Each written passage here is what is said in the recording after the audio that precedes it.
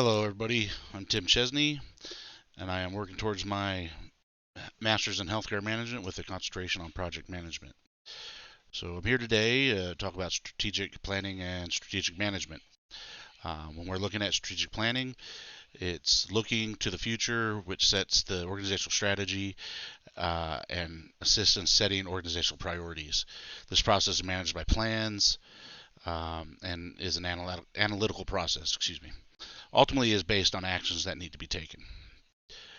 As we look at strategic management, this uses decisions and processes based on strategies to achieve organizational goals. This is a data-driven management style that is measured by results. It is an action-oriented process. This takes to strategic planning and adds in the who, the when, and the way to perform such actions or activities. So there are several reasons that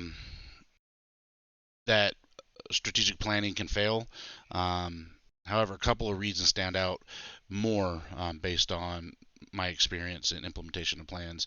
Uh, Looking at some of these reasons, such as lack of accountability where no one takes control, the culture doesn't support the plan, lack of flexibility or lack of follow up with the developed plan, communication issues present one of the biggest issues that you'll face.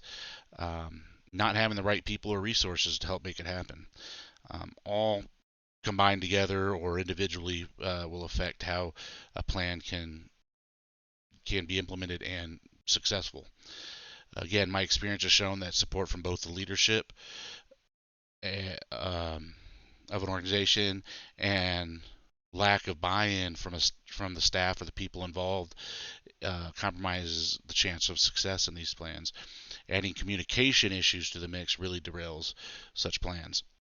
It takes a great orator that has respect with their peers and subordinates and leaders to get a plan in motion. So the the primary component of strategic management process is needs to identify and understand specific organizational goals for the process to work. This goes to identifying the culture of the organization, applying strategies that not only appeal to the workforce and leadership, but also that fit to what the organization is about. Um, and this leads into the responsibility and duties of a strategic manager. The overall responsibility of the strategic manager is to develop and implement strategic goals of the organization. They will apply the data and put the necessary people where they need to be. They'll develop timelines and set processes. It was much like when you have like a steering committee to find or implement a new process. Say you're implementing a new IT equipment, you're going to do the research to find out what's wrong. There's going to be one person in charge who's going to make the hard decisions to be made, and those timelines and goals, you know, will be set so that when they meet on their the timetable the appointed timetable, that if they're not met, they have to develop why or get new people in place. SHRM also states that the strategic manager will find ways to enter new markets and expand its existing market presence.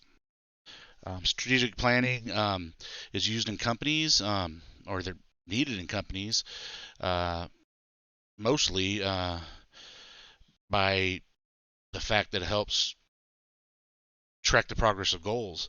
Harvard Business School online points out having a strategic plan in place can enable you to track progress towards goals. When each department and team understands your company's larger strategy, their progress can directly impact success, creating a top-down approach to tracking key performance indicators or KPIs. This goes back to the overall buy-in from the company or the staff and leadership. By planning your company's strategy and defining its goals, KPIs can be determined at the organizational level. These goals can then be extended to the departments or teams and the individuals within the department or the organization. This ensures that every level of the organization is aligned and can positively impact your business's KPIs and performance.